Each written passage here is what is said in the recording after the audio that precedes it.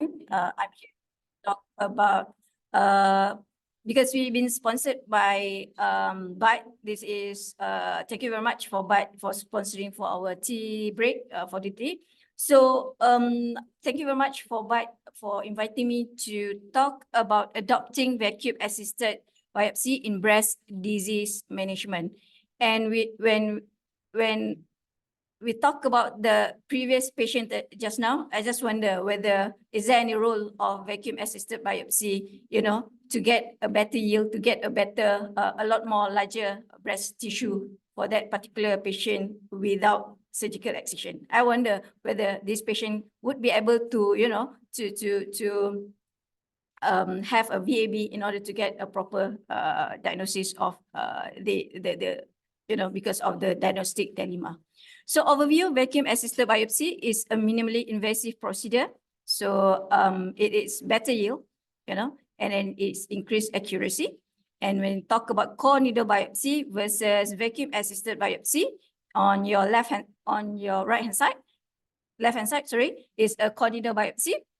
Whenever that you do a core needle biopsy, it must be you need to enter multiple times, as compared to the vacuum assisted biopsy. You just enter one single incision, you can have multiple excision of the lesion itself. And it also can be used for stereo, for ultrasound, as well as MRI. So it has a multi-modality flexibility. Core needle biopsy is one of the first minimally invasive technique, but there is a certain limitation when we talk about core needle biopsy. So of course, core needle biopsy has a smaller needle compared to a vacuum assisted biopsy. So it causes an underestimation of the lesions. And as I mentioned, you need a multiple incision in order to get a yield of tissue. And then in some circumstances where if you do a biopsy near to the nipple, it is very sensitive area, sometimes a patient might have pain, and then if you use core needle biopsy, you cannot excise the lesion. That's why I'm suggesting maybe the vacuum assisted biopsy can be done on the last case that we have, where we can have a better yield. You can have a larger biopsy for that particular lesion.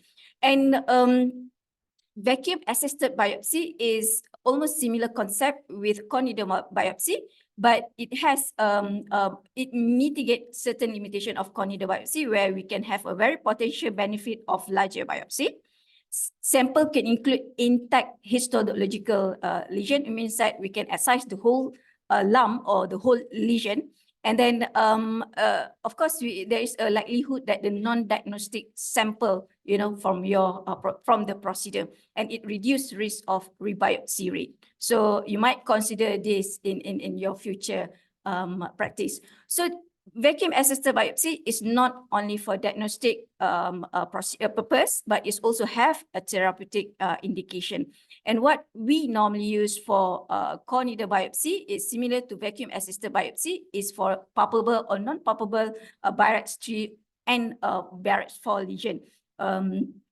In the case with a Barrett's 3 lesion, as usual, we have to do a short follow-up, like 6 months, but some of patients cannot come to the hospital because if they are far from the hospital, it's very difficult for them to come. So it's actually VAB or vacuum assisted biopsy we can perform in such a case in order to get a proper diagnosis. In the case of lesion showing changes during follow-up, of course, the first and foremost, you can do a core needle biopsy. But if core needle biopsy is already inconclusive, VAB, you can consider VAB as your diagnostic indication for that particular patient. And some patient who is very anxious, where we already told them that this is benign, I want to remove you. Yes, you can use a vacuum assisted biopsy in order to reduce their anxiety and also to reduce the pain, for example. And in such a case, like high risk cases, and you are still having a diagnostic dilemma, you can consider vacuum assisted biopsy. As I mentioned, you can get a larger and a better yield. Diagnostic indication, another diagnostic indication, again and again and again, I will repeat it, if you did not get a proper diagnosis from, because it's inadequate from the fine needle aspiration or from your core needle biopsy itself. And what I would like to share with you today is about the spatial imaging findings that most of our patient nowadays in UMMC, we totally, erase the stereotactic biopsy core needle biopsy. Most of the stereotactic core needle biopsy, we already replaced with vacuum assisted biopsy. This is as we can see here, there is a microcalcification on your left hand side, and after removal, you can remove almost all the microcalcification. And on your left hand side here, there is a left breast specimen where you can see all the microcal within the specimen that you have excised. So this is what UMMC have done before in 2017 and in 2019. This study done by Prof Kartini, our radiologist, a breast radiologist, to see whether the stereotactic VAB is safe and reliable to replace the core needle biopsy. Because what we encounter when you do core needle biopsy, one, multiple time you have to enter, right? So patient complain pain, and then end up when they come to your clinic, is inconclusive. Again, you need to do a hook wire localization biopsy. So this VAB replaced that excision biopsy, and then what they conclude that this is safe, reliable, very high sensitivity, specificity, and high PPV and NPV in diagnosing non-palpable and malignant lesion. But in this study also, they conclude that in still, borderline or discordant lesion, surgical excision is still a gold standard. Okay, and this study also supported implementation. There is very what we call that important message here. This implementation of VAB in stereotactic biopsy in what cases, as what is described here, is like architectural distortion, microcalcification, speculation mass. You can get a better yield and then a better diagnosis for the patient. So this suggested in all the tertiary center, if it very much possible to adopt this type of stereotactic biopsy in your practice rather than just core needle biopsy from the stereotactic. So as I mentioned earlier, the therapeutic not only serve as what we call that diagnostic purpose, it also have a therapeutic indication, where one of that in a patient with a discordant lesion, with anxiety and very strong family history, yes, you can subject them for the vacuum assisted biopsy. And what in 2002, VAB is already approved by FDA approved in order to remove the benign lesion. And one of the treatment, actually, we might be surprised that we can actually use this as a excision of fibroadenoma, because what happened previously, if patient has fibroadenoma, patient would like to remove because they're anxious, the lump is still there. But having said that, you must know the limitation. Not all breast lesion need to be removed. In some circumstances, if it's more than 3 centimeter vacuum assisted biopsy, you might be very careful because it can cause a complication, like, for example, hematoma and so on and so forth. And it also helps there is a study showing that by doing vacuum assisted biopsy in excising the fibroadenoma, the low recovery rate is low. So why not this can be replaced your surgical excision?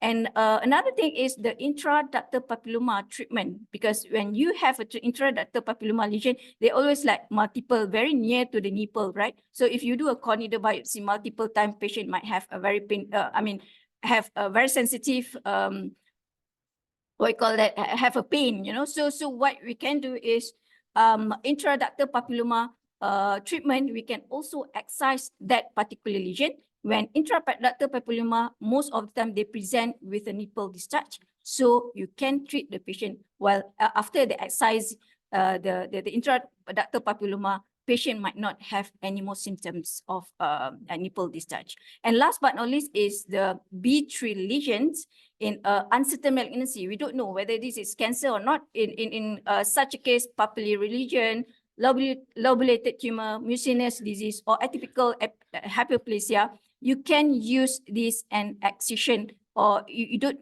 necessary to go for surgical excision.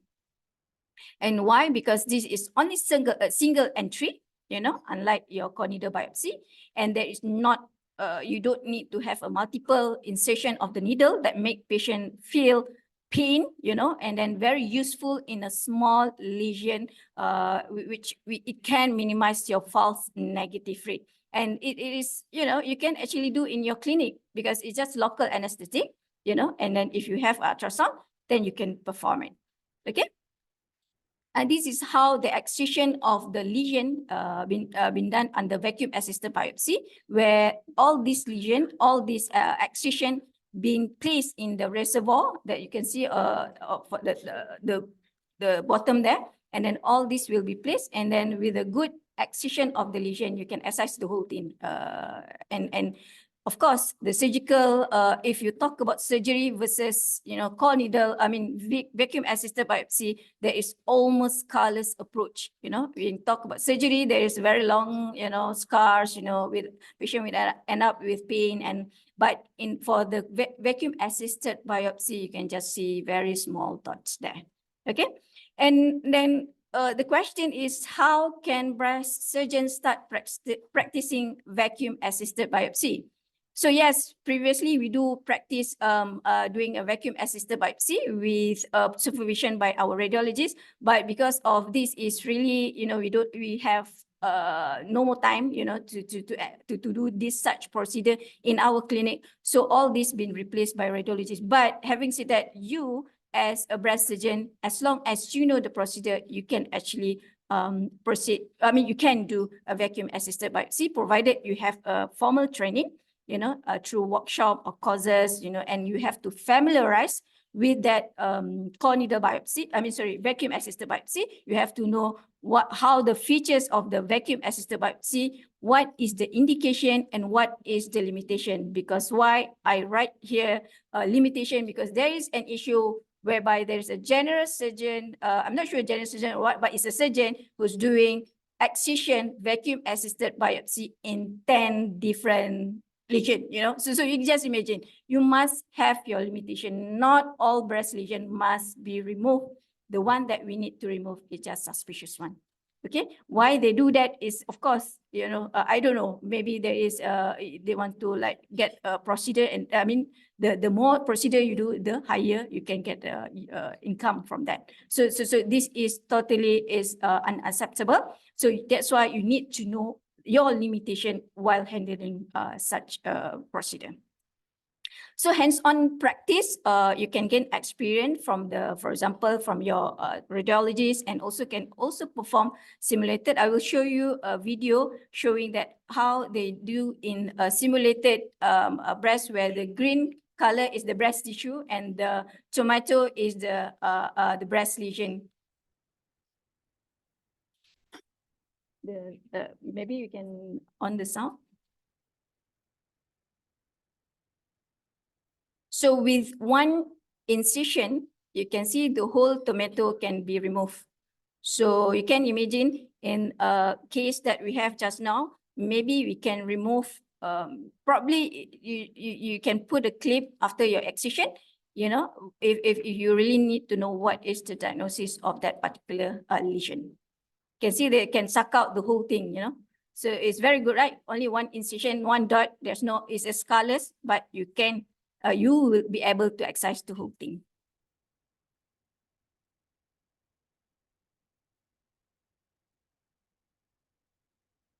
It should be a sound, but there's no sound. The radiologist would explain how they do it,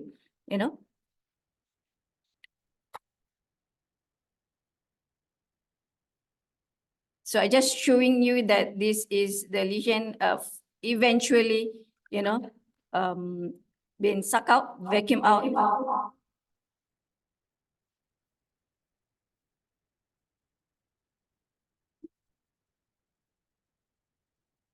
And now we're done with regulation and take out the needle, and actually the lesion is inside here now.